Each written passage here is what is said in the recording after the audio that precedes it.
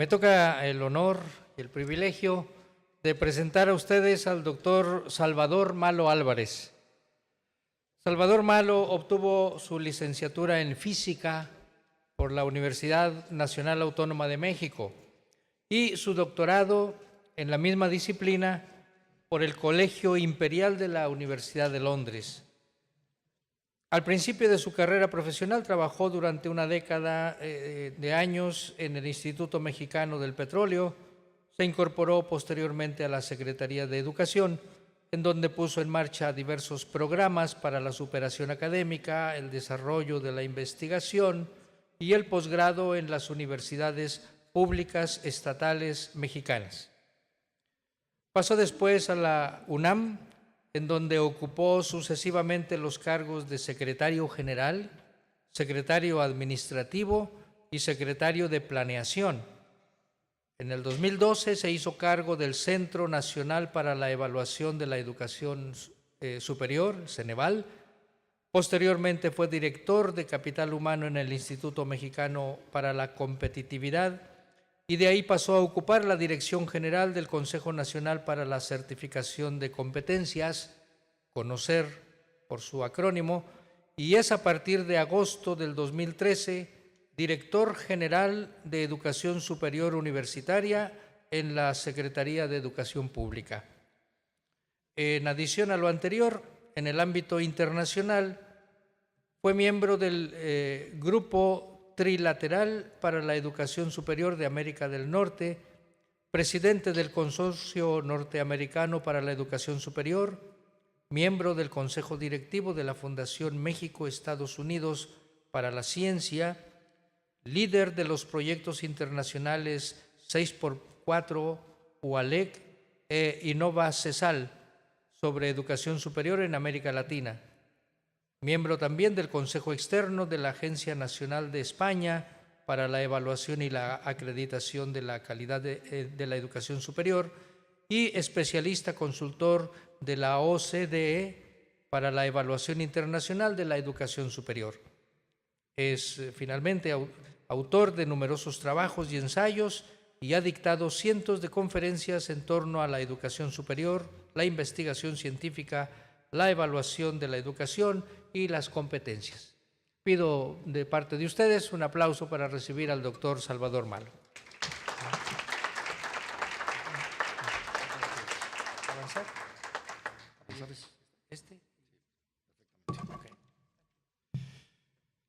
Muy buenas tardes, tengan todas y todos ustedes. Es un gusto estar aquí.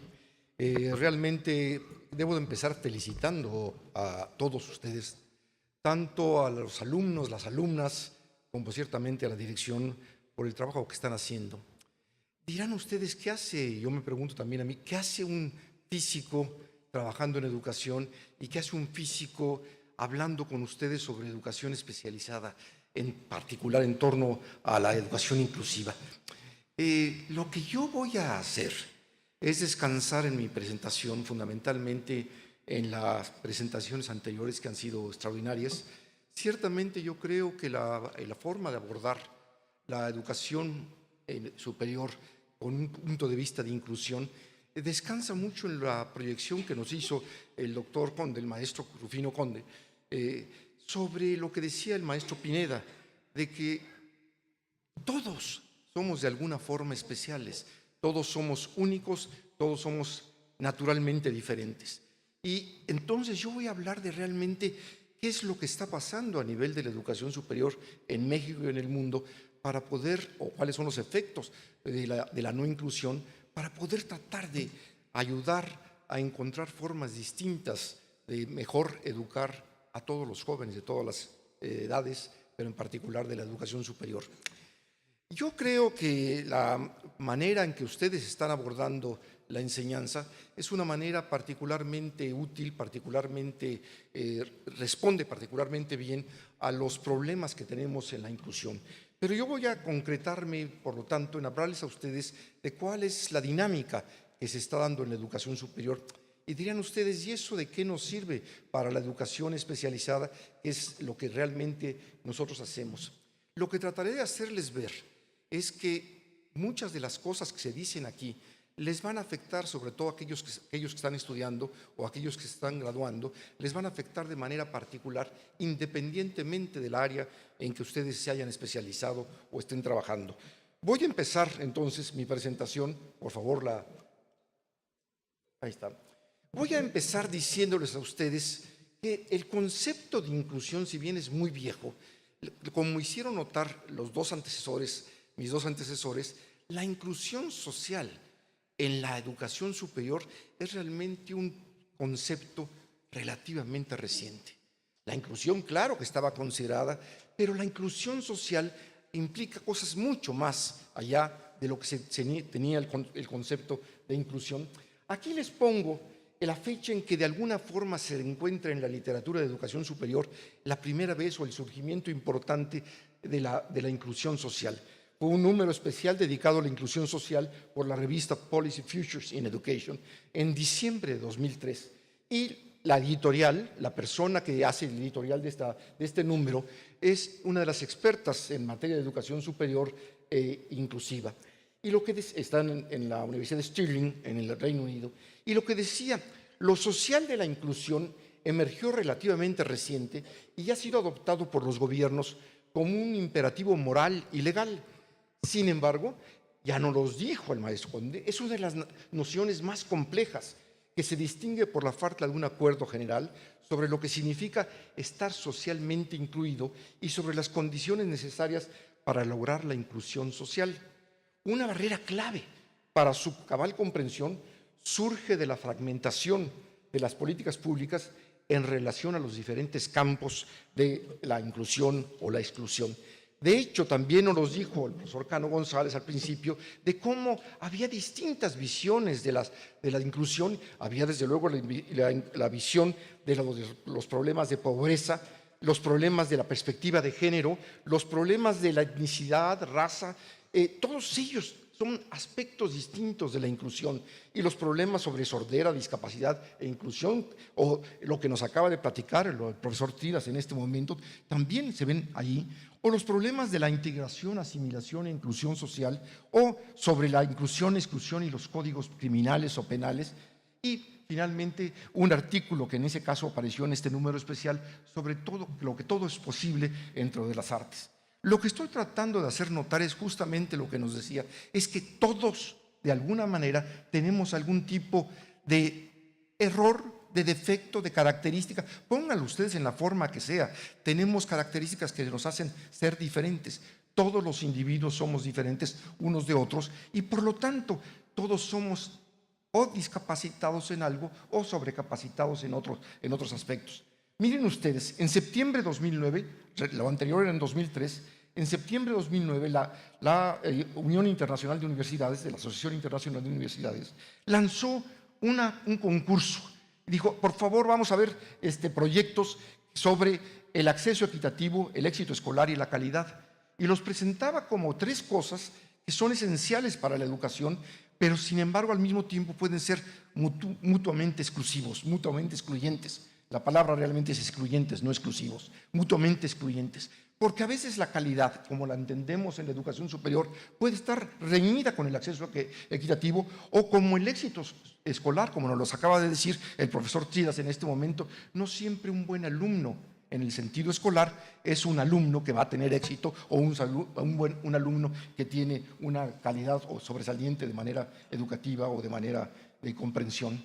De hecho, se hizo este concurso y el ganador, el papel ganador fue que lo que habla es un poco lo que ustedes hacen. Dejé el nombre en inglés para que lo vieran, pero es lo que ustedes hacen en esta escuela normal, es tratar de introducir, de meterse la inclusión como una práctica social en la educación.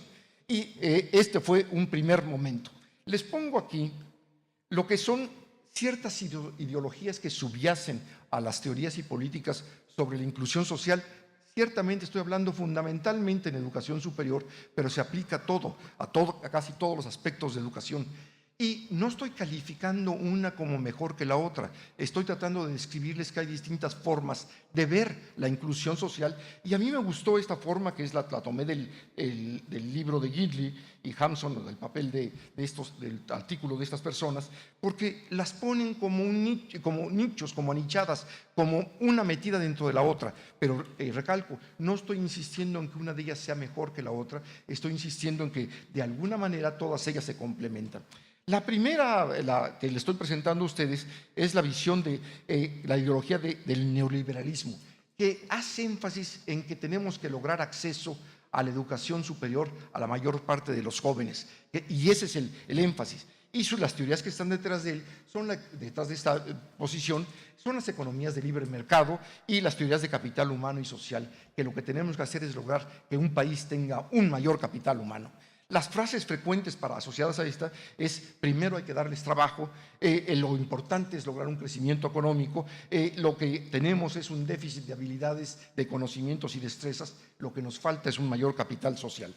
La siguiente que les quiero presentar es la de justicia social, la ideología de justicia social, que lo que enfatiza ya no nada más es el que tengamos el acceso a la educación, sino también enfatiza que haya una mayor participación, que los estudiantes que llegan a la educación superior, o la educación que de alguna forma tenemos a todos los niveles, pero en particular la educación superior, puedan no solo llegar, no solo ingresar a la educación superior, sino que puedan tener una participación más activa, igual que con sus compañeros. Y allí las teorías que están fundamentalmente detrás son las teorías de asociación, las teorías feministas, las de pedagogía crítica, y las frases que se usan más son las de lograr el involucramiento, la participación de los jóvenes y la responsabilidad social y las capacidades.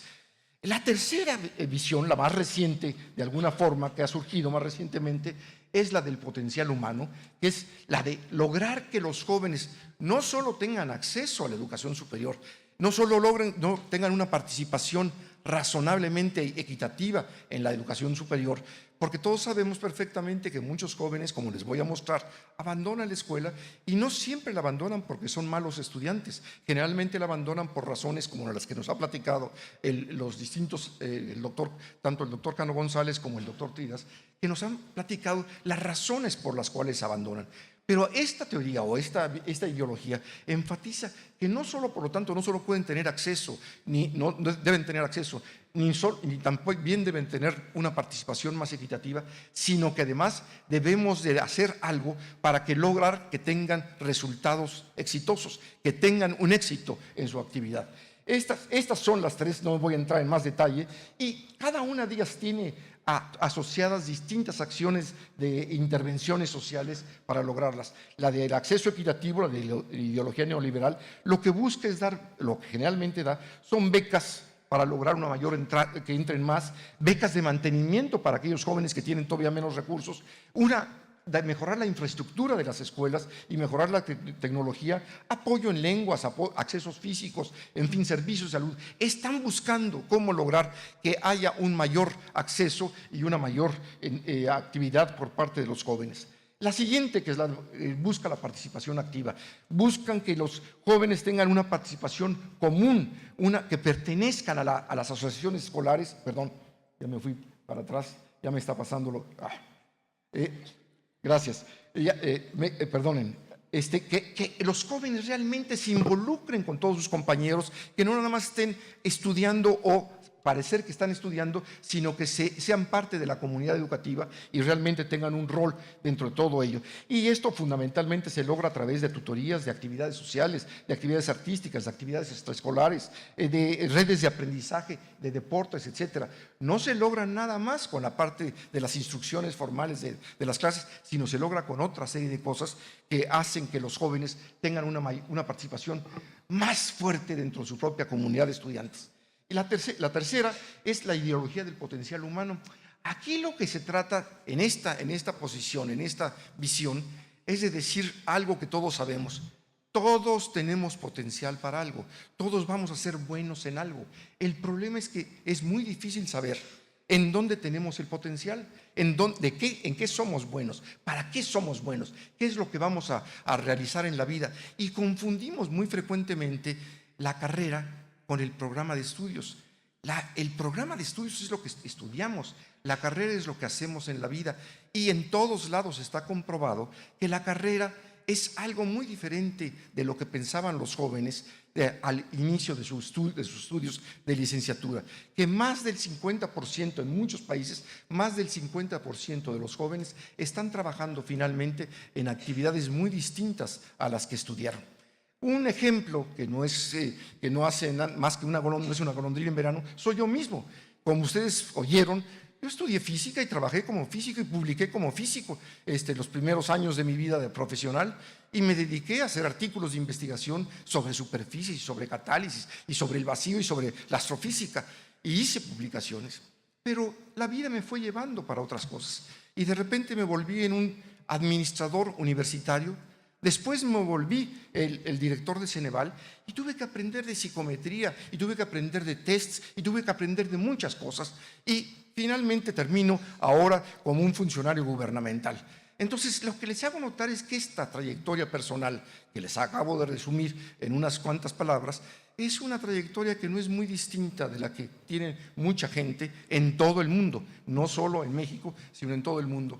Y entonces hay que tomar las cosas con más cuidado, o al revés, hay que tomarlas con más tranquilidad. No pensar que si uno, como ustedes, se metieron a hacer una licenciatura en educación especializada, van a estar atrapados en eso por el resto de su vida. Al contrario, véanlo como una puerta que les abre el mundo para entrar a muchas cosas más. Y algunos de ustedes seguirán seguramente en educación especializada, pero otros encontrarán otros derroteros extraordinariamente brillantes y extraordinarios.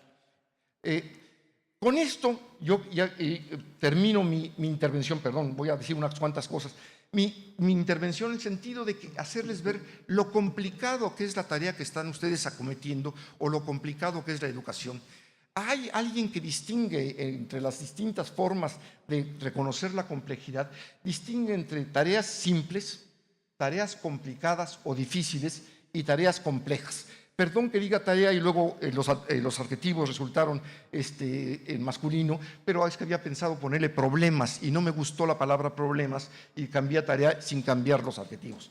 Pero y dan ahí como un ejemplo, no voy a entrar a todas ellas, dan varios ejemplos de que, por ejemplo, seguir una receta o una regla manual es relativamente, aparentemente sencillo. Es esencial contar con la receta. Las recetas son probadas para su fácil réplica. Traten de hacer alguna vez un pastel, yo ya lo he tratado y me pasa que no me sale el pastel. Allí no se requiere experiencia culinaria, pero sí, si la tenemos, aumenta la tasa de éxito, y las recetas llevan generalmente a productos estándares. Pero no hay que confundir esto, y así hay más cosas allá adelante. No hay que confundir una tarea fácil con una tarea compleja o con una tarea difícil. Poner un cohete en la luna es una tarea difícil. Las fórmulas son necesarias y fundamentales para poder hacerlo. Enviar un cohete incrementa la confianza, lograr lanzar uno, como ha pasado ahora, como lo hemos visto mucho con Corea del Norte, pero finalmente, de todas maneras, se requieren altos niveles de expertise en varios campos para tener éxito, y los cohetes, una vez lanzados, son similares en muchos aspectos clave, y por lo tanto, una vez que se lance el primero con éxito, ya hay la probabilidad de seguir haciéndolos y seguir mejorándolos.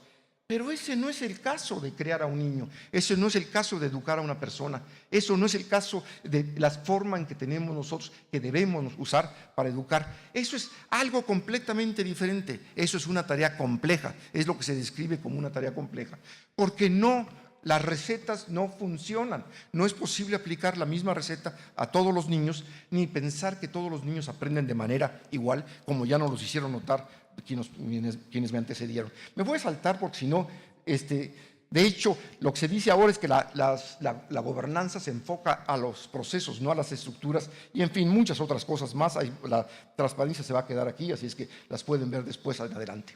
Paso ahora a decirles lo que está pasando con la educación superior en México. La gráfica les describe el crecimiento de la educación superior, cómo se ha dado. Y les puedo decir que la educación superior, desde el punto de vista cuantitativo, la educación superior mexicana se podría decir que es un éxito. Me fui se me fue ahora el...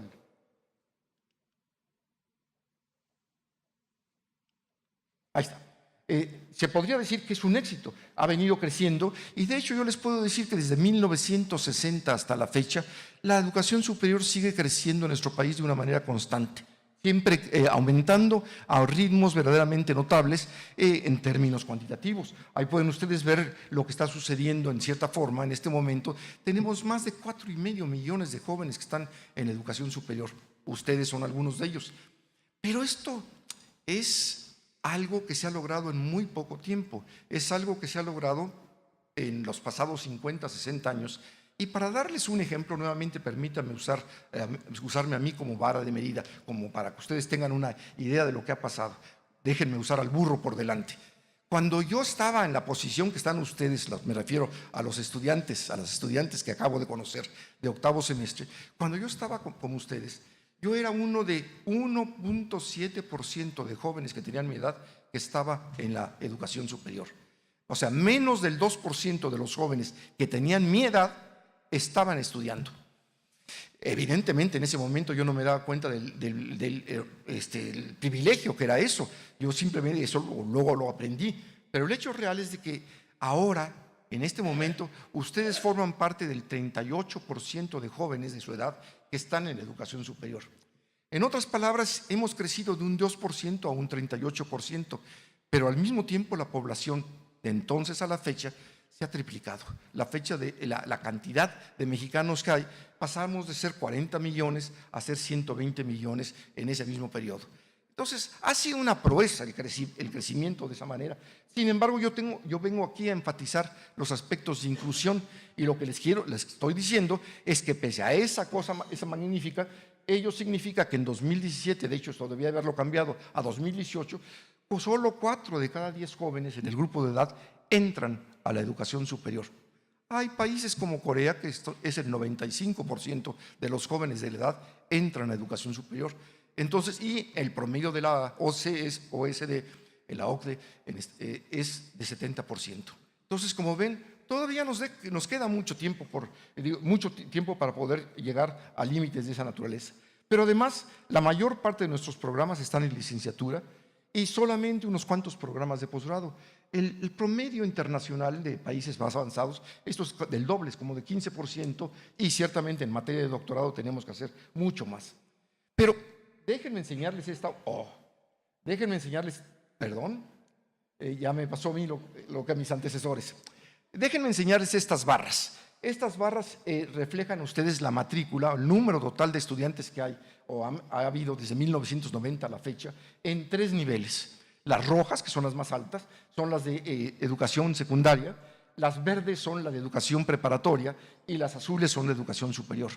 Lo que les quiero enfatizar es la diferencia que hay entre cada una de esas barras. No importa cuál escojan. Lo que les hago notar es que entre esta y esto hay cerca de 2 millones de estudiantes. Entre esta y esta hay cerca de 1 millón de estudiantes. Y eso lo que les dice a ustedes, o lo que les trato de decir a ustedes, es el desperdicio que tiene México de jóvenes en educación superior, de jóvenes en educación media superior, de jóvenes en secundaria, que también tiene que ver con el tema de esta reunión, de la inclusión, porque lo que está sucediendo es que los jóvenes que no subieron al siguiente nivel, no subieron fundamentalmente porque fueron excluidos de ese sistema, no porque las pruebas que les hayan para entrar los hayan excluido, a veces también es eso, sino porque el sistema mismo hace que esos jóvenes no puedan seguir porque no tuvieron la preparación adecuada y se dan cuenta que no pueden seguir adelante o no tienen los recursos adecuados, y aún con las becas y las becas de mantenimiento y de alimentación y de transporte no pueden seguir estudiando. Entonces, lo que les hago notar es que si bien hemos llegado a 38%, seguimos siendo un país con un gran rezago, con un gran desperdicio que tenemos que resolver a través fundamentalmente de la educación, y que ciertamente ahí entran ustedes, porque evidentemente parte de todo el problema, o no es la causa del problema, sino parte de todo el problema es justamente cómo llegan de preparados los jóvenes en la secundaria, o cómo llegan de preparados los jóvenes en la preparatoria, y cómo pueden hacer para seguir en la licenciatura. De hecho, nuestra educación superior, nuestros 4,5 millones de estudiantes, están estructurados nuevamente, digo nuevamente porque lo que voy a decir, están estructurados en estos subsistemas de educación superior. Ahí pueden ustedes ver los principales, son las universidades públicas estatales, las universidades particulares, las universidades públicas federales, y se dan cuenta que realmente el 66% están en algún tipo de institución pública de educación superior. Pero la realidad es que la mayor parte de las veces no entendemos cuál es la diferencia entre las universidades públicas federales. Por ejemplo, entre las universidades públicas federales está la UNAM, con 300 y tantos mil estudiantes, pero por otro lado también forma parte de esas universidades públicas federales el Colegio de México. El Colegio de México tiene 500 estudiantes. Entonces, ¿qué razón hay para que tengamos esta estructura? La estructura obedece fundamentalmente a razones de carácter administrativas, no a razones de carácter educativo. Y lo mismo les podría decir, no es el caso de las normales, pero lo mismo les podría decir, ¿cómo distinguir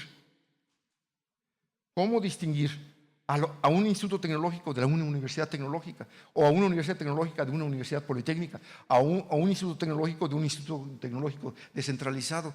No está claro qué es lo que ofrece cada uno de los subsistemas de educación en nuestro país, y por lo tanto la elección de los jóvenes es todavía muy complicada, y la elección de los padres también es muy complicada, porque la tipología que tenemos no comunica claramente lo que hay.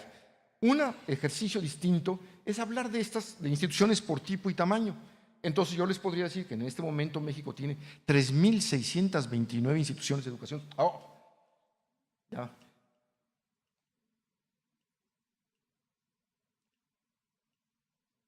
Me pasé, 3,629 instituciones educativas, pero en el fondo solamente tiene 317 universidades.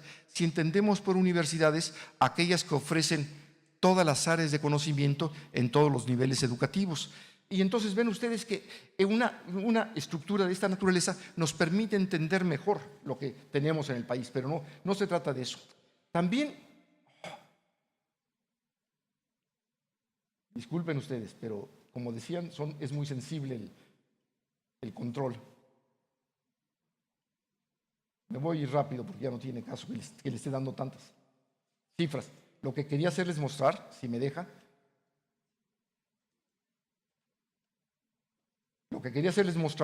es que tenemos además una cobertura muy desigual por todos los estados. Hay una cobertura muy diferente entre lo que pasa, por decir algo, me olvido de la Ciudad de México, porque la Ciudad de México es un caso atípico. Siguen llegando muchos estudiantes de preparatoria a estudiar en la Ciudad de México. Entonces la cobertura parece ser muy completa. Pero vean ustedes las diferencias que hay en cobertura.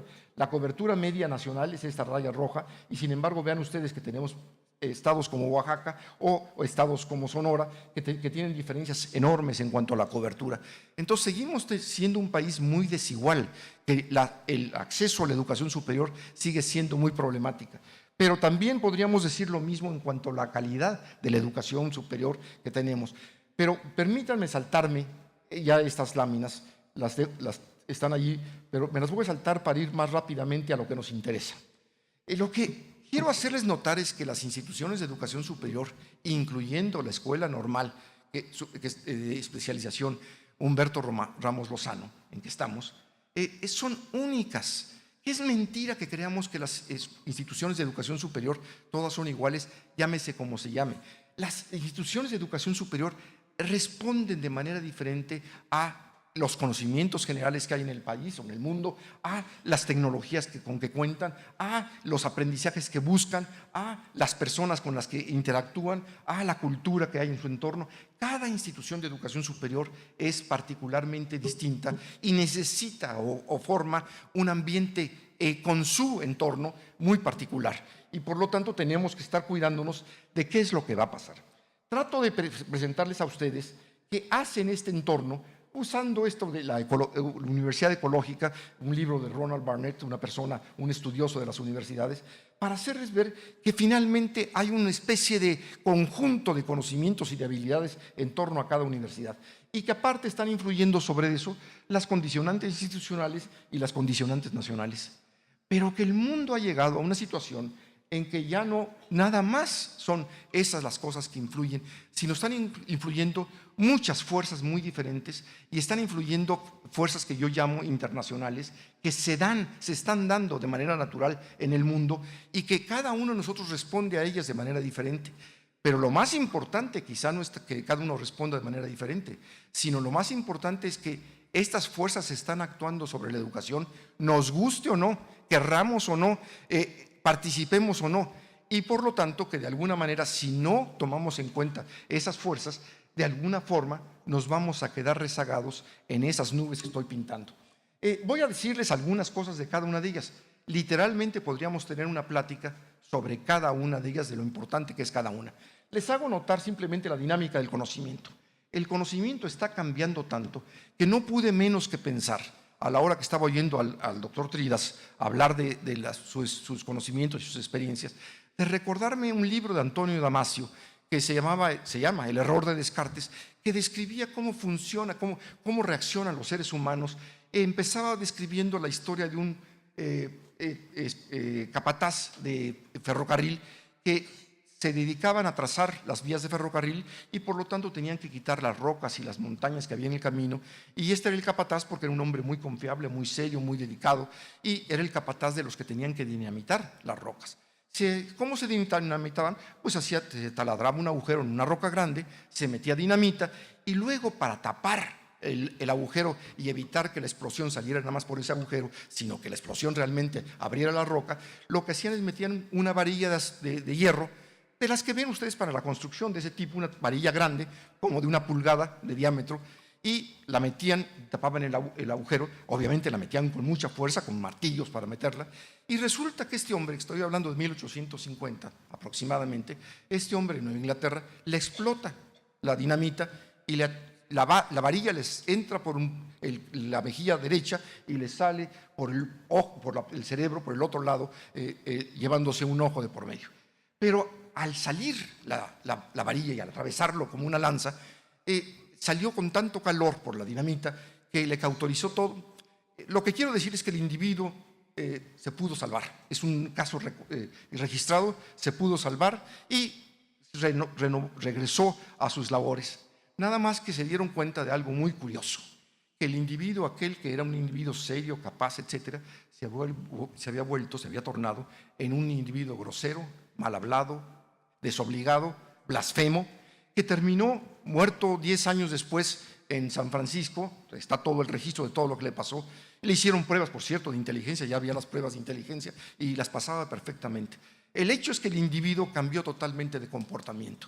Y lo que quiero hacer notar es justamente de que la dinámica del conocimiento, lo que está haciendo ustedes, con esta pequeña digresión que acabo de hacer, que ahora el libro que acaba de escribir recientemente Antonio Damasio, 30 años después del error de Descartes, está tratando de describir cómo nuestros instintos y nuestros sentimientos ayudan o inhiben el aprendizaje e inhiben las imágenes mentales que tenemos, y lo está haciendo hasta el nivel de cómo se construye una cultura, pero una cultura en el sentido de la cultura social que tenemos ahora, partiendo de qué les pasa a las bacterias y a los virus, y cómo de alguna forma eso explica lo que estamos aprendiendo.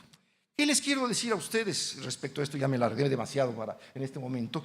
Es que ustedes, justamente, les tengo la mala noticia de que no van a dejar de aprender, que ustedes que están saliendo de salir de sus estudios y van a obtener su licenciatura, pues les lamento decirles que si quieren seguir en donde sea que quieran tener actividad, van a tener que seguir aprendiendo toda su vida. Piensen en un médico simplemente que no se pone al día de lo que está pasando en el conocimiento del mundo. Pues es un médico que seguramente muchos de ustedes evitarán ir a verlo porque evidentemente no quieren eso. Quieren un médico que esté actualizado. Pero lo que les quiero decir es que no importa qué profesión elijan, qué actividad elijan, mientras sea de carácter intelectual, tendrán que seguir trabajando porque la dinámica del conocimiento es tal que tenemos que seguir aprendiendo y reaprendiendo cosas que creíamos que sabíamos. Por otro lado, los cambios ocupacionales son verdaderamente vertiginosos. Ahorita, en el mundo, es solamente algo así como el 7% de las personas económicamente activas trabajan en el sector que se llamaba antes el sector primario, porque en el sector primario estaba el 70% de la población, y el sector primario, ya lo saben ustedes, es el que se ocupa de la ganadería, de la pesca, de la agricultura, etcétera, y de la minería y del petróleo. Ese es el sector primario, pero en la mayor parte del mundo ya ese sector primario se redujo de ser un 70% de la población económicamente activa a ser un 5%. Y en cambio el sector terciario, que era el de los servicios personales, entre los cuales afortunadamente está la educación en la que ustedes están también ya trabajando, los servicios personales han crecido de ser solamente el 12% a principios del siglo pasado a ser cerca de 80%. ¿Qué dirán? ¿Y eso? ¿Eso qué tiene que ver con nosotros? Pues tiene que ver muchísimo, porque lo que está pasando es que el entorno está cambiando de manera muy significativa, y ustedes como profesores, ustedes como maestros, van a tener que tomar en cuenta esos cambios del entorno. Que mientras yo les puedo contar que yo cuando estudiaba tuve que aprender a usar la regla de cálculo, porque no había calculadoras, no se diga calculadoras electrónicas o computadoras, no había calculadoras ni siquiera mecánicas. Tenía uno que usar la regla de cálculo para poder hacer cálculos con un cierto número de números, con un cierto número de cifras. Pero en fin, lo que quiero decir es que ahora México tiene el 80% de la población es urbana, mientras que en 1960, cuando yo estaba estudiando, el 80% de la población era rural. Entonces eso ya les dice cómo está cambiando y cómo sigue cambiando. Las tecnologías digitales, no voy a entrar en eso porque lo voy a hacer más adelante, y los procesos de globalización pues, hacen que tengamos ahora un mundo interconectado y que podamos ver igualmente los goles que están pasando en Rusia, que como si estuvieran pasando en el propio Monterrey o si estuvieran en la Ciudad de México. Es decir, los vemos exactamente igual, y por lo tanto imitamos muchas cosas que hay en otras partes del mundo, incluso las formas de organización, las formas de actuar, las formas de vivir. No solo imitamos el consumo, es decir, los perfumes de París o los coches de Inglaterra o lo que quieran ustedes llamar, o los jeans de tal lado. Imitamos también los comportamientos y la educación. Pero más aún, lo que quiero hacerles notar es que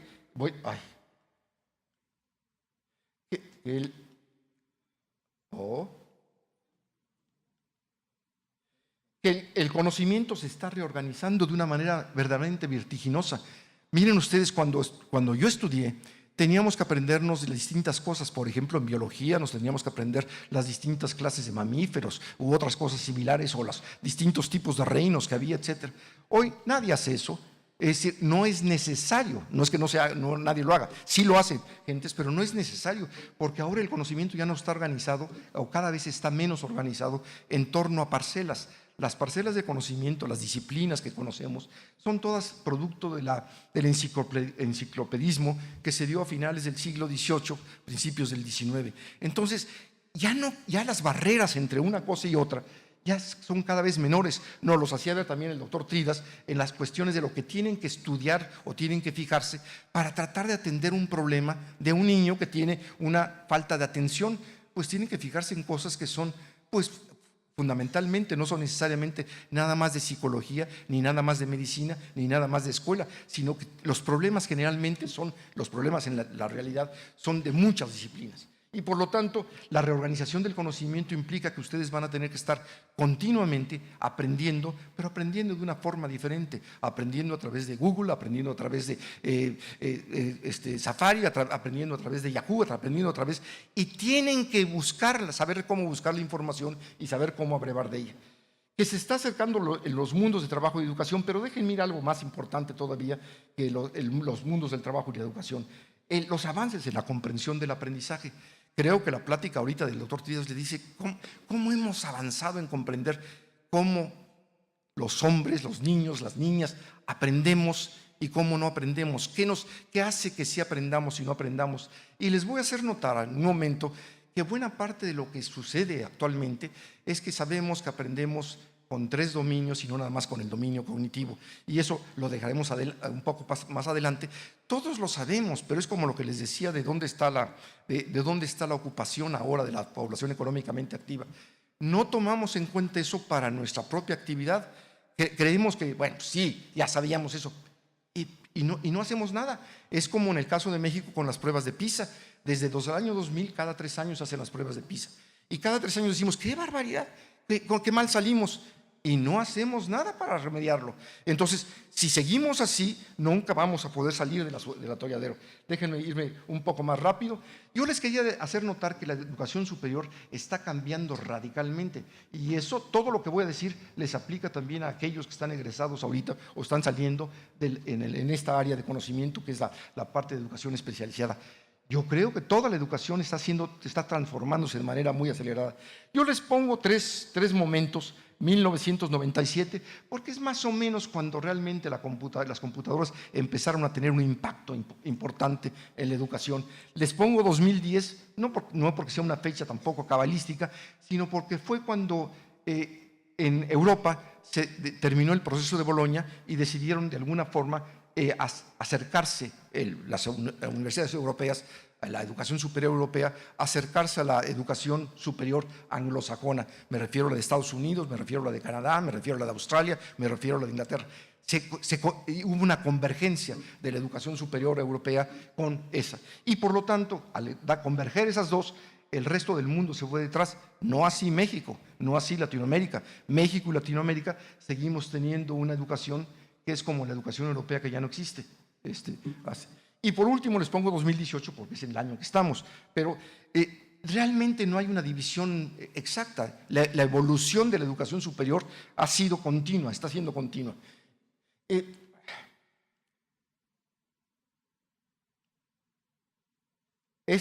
Simplemente se los hago notar a ustedes para que vean la gravedad de lo que esto significa.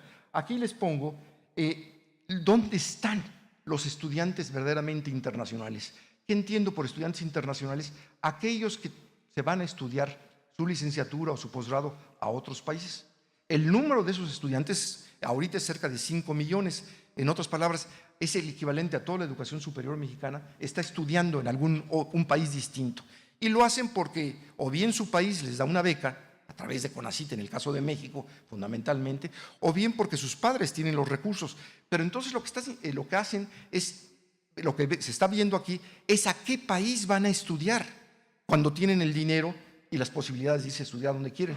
Y vean ustedes en la primera gráfica de la izquierda que el grueso de los estudiantes se va a Estados Unidos, es el país donde más son por el año. Estoy hablando de 2017, 907,000 alumnos se van de otros países a estudiar a Estados Unidos. Le sigue el Reino Unido con 430,000 y así sucesivamente. Australia es el tercero. Vean ya una cosa muy notable. Australia es un país de 30 y tantos millones de habitantes. Es un país que es la cuarta parte de México y absorbe a 335,000. Es el tercer país más importante desde el punto de vista del atractivo que tienen para estudiantes. Y vean ustedes que ahí no aparece ninguno de los países. Aquí está China, aquí está Japón, Italia, Austria, Bélgica, Nueva Zelanda, etc. Vean que el primer país latinoamericano es Brasil, y miren ustedes el número, y México está aquí, es el número de México. Y entonces lo que se me ocurrió es, bueno, comparemos, ya no comparemos nada más el tamaño total, sino comparemos en función de la población de cada país, dividamos ese número entre la población del país y entonces nos salen cosas muy interesantes, cuando menos desde mi punto de vista. Vean ustedes que el país que más estudiantes tiene por cada 100,000 habitantes es Australia, tiene 1,390 estudiantes, pero le siguen después, aquí creo que es Nueva Zelanda, claro, gracias. Nueva Zelanda, le sigue Nueva Zelanda, que es una isla, o bueno, un par de islas, que están a 3 horas de vuelo de Australia, que es el país más lejano, o sea, está realmente a una distancia impresionante. Es cierto que muchos que van allí son asiáticos, es decir, van de China y van de otros lados, pero de todas maneras estamos hablando de que el vuelo de Hong Kong, para usar Hong Kong como un lugar hacia Nueva Zelanda, es de 7 horas, o sea, no es que están ahí juntito, y sin embargo, vean que Nueva Zelanda absorbe a 1,155 estudiantes por cada 100,000 habitantes que tiene. Y vean ustedes que ya, si nos vamos por aquí, el Reino Unido aparece aquí, después de Austria. Austria, un país también pequeñito que se habla alemán, absorbe tiene 809 estudiantes por cada 100,000 habitantes. Y así sucesivamente. Estados Unidos ya se va a este número, a 282 se va a Estados Unidos. Entonces, Estados Unidos es muy potente por lo grande que es y el gran número, pero en términos de per cápita, vean ustedes que aquí aparecen países que son muy interesantes porque son Suiza, Canadá, Bélgica, Francia. En otras palabras, se los digo muy claramente, se ve que hay una correlación clara entre el atractivo de esos países y el bienestar que tienen esos países. Entonces, es evidente que de alguna forma el tener un atractivo para atraer estudiantes significa que de alguna forma eso es un país que tiene un cierto nivel de desarrollo, un cierto nivel de producción científica y otras cosas. Vean ustedes que allí en México aparece en 10 y Chile ya no es Brasil, sino Chile aparece con 26. O sea, Chile tiene casi 3 veces más estudiantes extranjeros que los que tiene México, per cápita me refiero. Pero ustedes vean, aquí sí no están en orden, pero vean ustedes que realmente el atractivo de la educación superior mexicana sigue siendo muy bajo. Nuevamente quiero felicitar a la Escuela Normal de Especialización Humberto Ramos Lozano, porque realmente tiene allí un número significativo y deberíamos de pensar que la parte de la internacionalización no es un adorno, no significa un adorno de que, es que nosotros, además de todo, somos internacionales. No, significa que hay un reconocimiento, y el hecho de que estén aquí nuestros colegas, hay un reconocimiento de la actividad que realiza esta escuela en materias que son importantes para los demás, independientemente de su relación con el resto del sistema educativo, que es otra cosa. Me voy más rápidamente. Lo que quiero hacerles notar es que, sin embargo, lo más grave que enfrenta México, aparte de lo que acabo de decirles, es que nuestras enseñanzas de alguna forma se ven como antiguas, como obsoletas. Recalco, creo que no es el caso de la Escuela Normal Superior de especialización que estamos aquí. Pero ahora les voy a decir cómo está cambiando la educación superior y lo haré muy rápidamente. Miren, el primer reto que tenemos es que todos nos enfrentamos, ustedes se están enfrentando como recién graduados, se están enfrentando a que en todo el mundo la educación superior se ha vuelto importante, y por eso les pongo esta portada de la revista The Economist. Esta debe haber sido de 2014 o 2013, esta revista, esta portada, y lo que está diciendo es que todo el mundo está yéndose de educación superior y que por lo tanto estamos verdaderamente en necesidad de pasar de ese 38% que tenemos a lograr tener unos porcentajes mayores. Pero también lo que nos dice esto es que esto significa que todo el mundo vaya a la educación superior, que hoy en el mundo tiene cada vez más personas preparadas que van a poder, por lo tanto, seguir produciendo y generando información y datos y demás. Y que además, de manera similar, contamos también ahora con mucho más tecnología de la que teníamos anteriormente. Yo les hablo ya no de la regla de cálculo, les estoy hablando de las computadoras y lo que ha evolucionado de las computadoras de grandotas, las que se llamaban de mainframe, a las computadoras portátiles que usamos, o a los teléfonos inteligentes que ahora tenemos todos nosotros. Entonces, ahora se tiene mucho más tecnología. Entonces, la suma de esto con esto, lo que nos va a dar es que el conocimiento, el mundo, va a tener cada vez más y más datos, más y más información, más y más técnicas, más y más instrumentos y, por lo tanto, más y más conocimientos. Y ese es el mundo al que están ustedes entrando en este momento como graduadas de esta escuela. Realmente se encuentran en ese mundo en que todo está moviéndose hacia adelante. Y les hago anotar aquí lo que…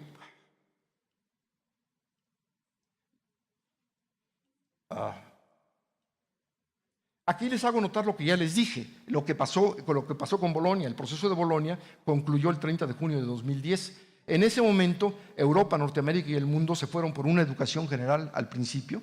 O sea, la licenciatura que ustedes están cursando allá es una educación general y después una preparación profesional.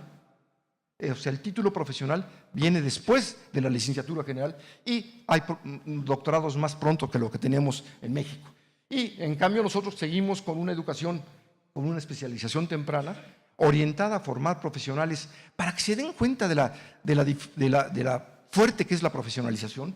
Estados Unidos tiene un sistema de educación superior 5 veces superior al nuestro, casi 24, 25 millones de estudiantes. Y Estados Unidos gradúa cada año a alrededor de 200 y tantos mil personas que tienen un título profesional. México gradúa cada año alrededor de 600,000 personas con un título profesional. Eso lo que le está diciendo es que una economía mucho mayor que la nuestra, 15 veces mayor, 20 veces mayor que la nuestra, y con una población 3 veces mayor que la nuestra, está produciendo 3 veces menos profesionales que los que produce México. Y eso lo que genera son cuellos de botella, porque entonces no hay posibilidad real de tener empleo, pero además está reproduciendo un esquema de organización del conocimiento que ya les dije, ya está en desuso. Seguimos queriendo meter todas las nuevas carreras todas las nuevas posibilidades de carreras en torno a los nichos antiguos. La medicina sigue como la medicina y nada más se le van agregando más y más especialidades. Y lo mismo pasa con educación y lo mismo pasa con cualquier otra actividad. Y eso, en lugar de dejar que cada una de ellas se fuera de manera más libre, creciendo de forma independiente. Pero lo que le estaba diciendo, que volvería aquí, este es el estudio de la National Academic Press que hizo la National Academy of Sciences de Estados Unidos, que se conoció como el Education for Life and Work. Eso apareció publicado en febrero de 2013 y nos dicen que la educación debe centrarse en el alumno, no en el contenido de la instrucción, y debe procurar el desarrollo de 3 grandes dominios de competencias: el dominio cognitivo, el dominio intrapersonal y el dominio interpersonal. Hasta 1950 más o menos, la mayor parte de los estudios sobre educación se centraban fundamentalmente en el desarrollo cognitivo. Pero a partir de entonces ha habido un desarrollo impresionante de la apreciación de lo que son los otros componentes del aprendizaje.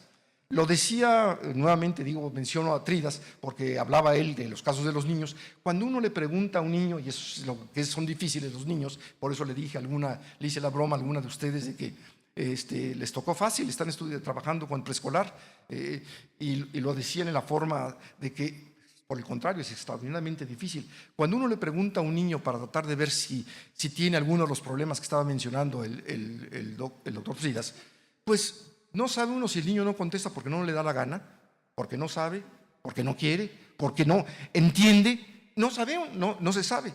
Y generalmente la mayor parte de los estudios que han permitido aprender más sobre el desarrollo del conocimiento no se centran nada más en los niños, sino se centran también en jóvenes y en adultos, que les permite entender más lo que está pasando. Pero eso es lo que nos dice este libro. Lo que nos dice es que cada uno de nosotros aprendemos con una combinación de estos 3 dominios. Y cada combinación es única a nosotros, no es igual a todas. Entonces, que por lo tanto eso de enseñar de manera igual a todos es absolutamente absurdo, absolutamente equivocado. Nadie aprende, ya nos los hizo ver también, nos lo hicieron ver mis antecesores, nadie aprende de la misma forma, todos aprendemos de manera diferente. Y entonces entra el problema de, bueno, pero ¿qué puede hacer el maestro? ¿Cómo el maestro va a atender a muy distintas formas de aprendizaje? Bueno, creo que lo que tenemos que hacer, voy a entrar un poquito más adelante, darnos cuenta que tenemos que trabajar, por un lado, con sistemas diferentes de enseñanza y aprendizaje, y por otro lado, aprender más colectivamente, trabajar más entre todas las instituciones de educación superior. Miren, ese descubrimiento, junto con PISA, llevó a que a lo largo de esos años, fundamentalmente de 2000 a 2010, aparecieran un sinnúmero de libros sobre cómo hacer educación para la vida y la educación y el trabajo. Ya no se trataba nada más de educar para la educación. Antes, como también se dijo claramente, creíamos que un buen estudiante era el que le iba bien en la escuela. Entonces, preparábamos a los estudiantes para que les fuera bien en la escuela. Y no nos dábamos cuenta que teníamos que prepararlos para la vida y para el trabajo. Y a partir de entonces hubo un surgimiento de esto que llevó a competencias y a muchas otras cosas. Competencias me refiero el uso de las competencias en lugar de los créditos académicos. Pero mire lo que se estaba dando, que eso es lo que quiero recalcarles, lo que se estaba dando en la educación superior y se sigue dando en ese momento, es que pasamos de paradigmas, pero se está pasando en paradigmas simultáneamente en todos ellos. No pienso recorrerlos cada uno, pero pueden tomar cualquiera de ellos. Estamos pasando de enseñanzas centradas en el libro, en el docente, en el aula y la memoria, a enseñanzas centradas en los medios, los TICs, los aprendizajes y el razonamiento crítico. Estamos pasando de currículos especializados, rígidos, enciclopédicos, a planes de estudio dinámicos orientados a problemas. Estamos pasando de enseñanzas uniformes según la edad de los estudiantes y medida en años de estudio, a educación personalizada según intereses y capacidad y medida por resultados de aprendizaje o por competencias.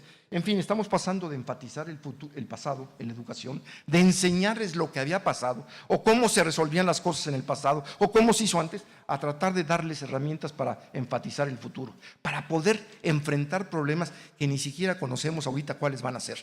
Y eso es lo que tenemos que, de alguna forma, darnos cuenta de que tenemos que hacerlo.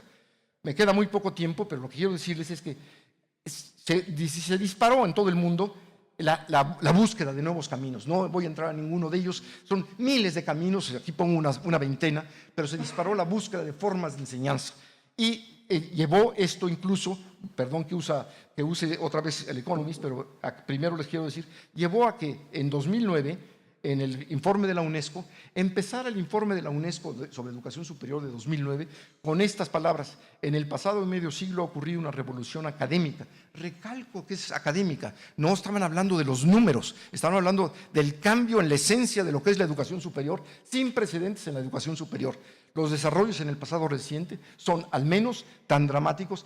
Dramatic en inglés no se traduce en dramáticos, pero yo aquí sí lo dejé a propósito para hacerlo más fuerte. Tan dramáticos como los que se dieron en el siglo XIX cuando surgió la Universidad de Investigación.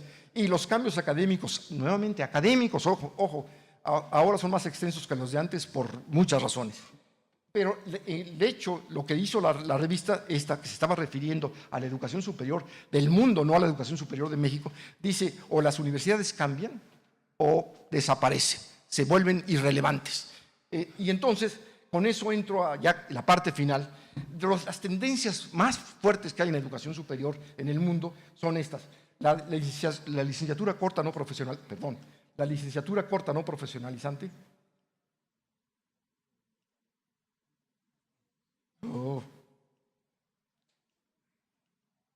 La licenciatura corta no profesionalizante ni cargada de contenidos. Una educación flexible, centrada en los aprendizajes de los estudiantes. Lo importante es que aprendan los estudiantes. Un desarrollo de competencias y de pensamiento crítico. Pensamiento crítico suena como una teoría de algo. Pensamiento crítico es aprender a pensar, aprender a hacerse independiente, aprender a razonar y poder decir: yo entiendo por qué estoy haciendo algo, y no simplemente dejarse llevar por la generalidad. Atención a la innovación y la educación continua en adición a la investigación. Uso intenso de tecnologías digitales y contextos reales. Ustedes en la exposición que vi ahora sí están trabajando en contextos reales y me da mucho gusto. Están viendo cómo se da la educación en la realidad y ponerlas en contextos reales. Eso no siempre se da. Y finalmente, una cosa que es muy importante en México, en todos lados, pero en México es importante porque no se da: involucrar a los estudiantes en su propia educación, lograr convencerlos a ustedes, estudiantes, de que es su educación. Si ustedes no se involucran, el mundo va a seguir adelante y ustedes no van a salir adelante porque ustedes no se involucraron en su educación, que finalmente es su educación. Si no están recibiendo una buena educación, deben buscar cómo recibirla y cómo tenerla. Pero ya voy a acabar. La gran tendencia realmente, sin embargo, que ahora puedo decir que se está dando en la educación superior, es el uso de las tecnologías. Casi todo lo que se está pasando en la educación superior descansa de una forma u otra en las tecnologías digitales. Entonces tenemos que saber usarlas, tenemos que saber transmitirlas, tenemos que lograr que nuestros jóvenes puedan utilizarlas. Porque casi todo lo que está pasando en educación está centrado ya en torno a las tecnologías digitales. Miren aquí 6 ejemplos, lo estoy sacando de uno de los artículos, y este es de Estados Unidos. Dice: los equipos móviles llevan la delantera. Lo que nos están diciendo es que la mayor parte de las cuestiones educativas, si queremos que realmente funcionen, tenemos que poder hacer que les lleguen a los teléfonos digitales a los jóvenes. Ni siquiera los laboratorios de cómputo son interesantes para eso. Lo importante es que lo que hagamos de manera de profesores o de enseñanza pueda llegar a los teléfonos digitales.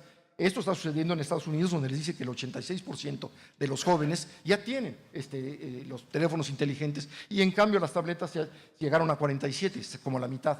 Y la siguiente noticia importante es el libro del texto y los cambios que están haciendo. Antes se usaba mucho, sobre todo en Estados Unidos, que cada año salía el libro de texto reeditado, corregido, aumentado con los cambios que se habían dado.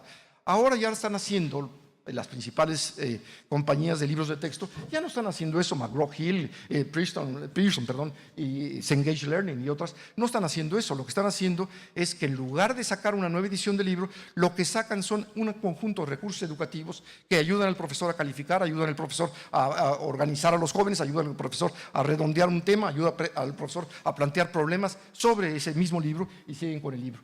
La tecnología adaptativa realmente para el aprendizaje quiere decir que se empiezan a utilizar tecnologías que permiten ir a distinta velocidad según cada uno de los estudiantes.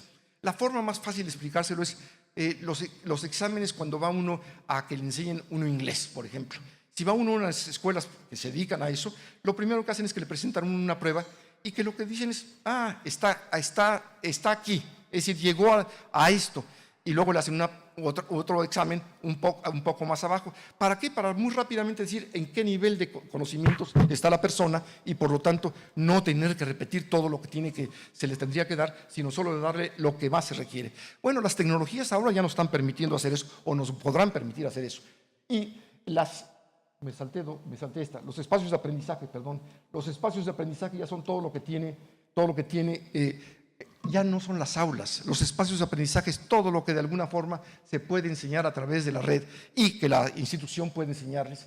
Y los sistemas de nueva generación para la gestión del aprendizaje, los Learning Management Systems, que ahora ya la mayor parte de todos los cursos que han surgido de forma digital son cursos que son diseñados de arriba abajo, del profesor o del instructor va diseñando los cursos hasta el último componente.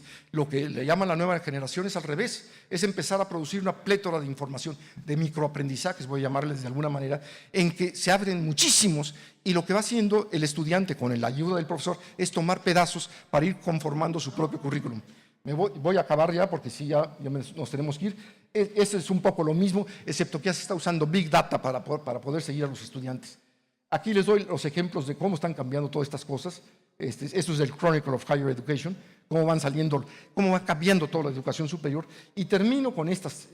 Miren ustedes, hasta ahora la educación superior, y no se diga la educación básica, se daba fundamentalmente en este orden. Es decir, el alumno tenía que entrar o a su escuela o a su universidad, seguía el programa de estudios que le daba la escuela, las materias, asignaturas que le daban, el profesor que le tocaba con el texto que le tocaba, y finalmente eran los alumnos los recipientarios de todo eso.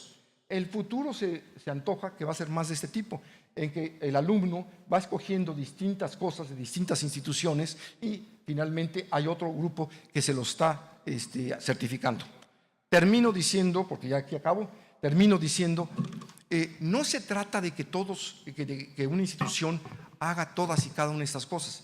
Lo que se trata es que haya instituciones como la que están atentos a lo que está pasando en el mundo y que logran convencer a otros más para que en conjunto haya esa oferta que estoy hablando, en conjunto tengan mecanismos para poder proveer a los estudiantes de muchas alternativas, todas igualmente benéficas, útiles para su aprendizaje y que luego puedan en conjunto certificar lo que hayan aprendido. Muchas gracias.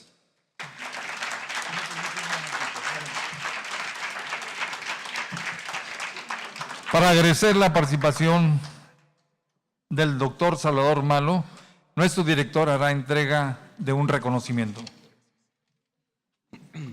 Bueno, ya ha sido una tarde emocionante, 3 grandes presentaciones, 3 grandes profesionales, 3 grandes amigos. Y les comento que las presentaciones estarán a su disposición en nuestra página institucional para que puedan revisarlas y analizarlas. Para mí también es un placer saludar además al señor subsecretario de Desarrollo Magisterial, el ingeniero Rodolfo Tito Martínez Tejerina, y me gustaría que él entregue y exprese este reconocimiento al doctor Salvador Malo.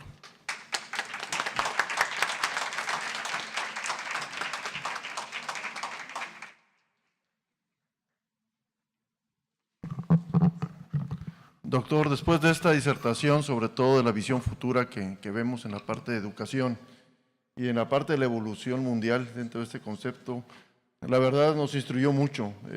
Yo lo conozco a ustedes de hace más o menos unos 8 o 10 meses que nos vimos la vez pasada, pero todo va cambiando y todo va evolucionando en este mundo tan dinámico que es la educación. Pues por este esquema le hago entrega de este reconocimiento, doctor Malo.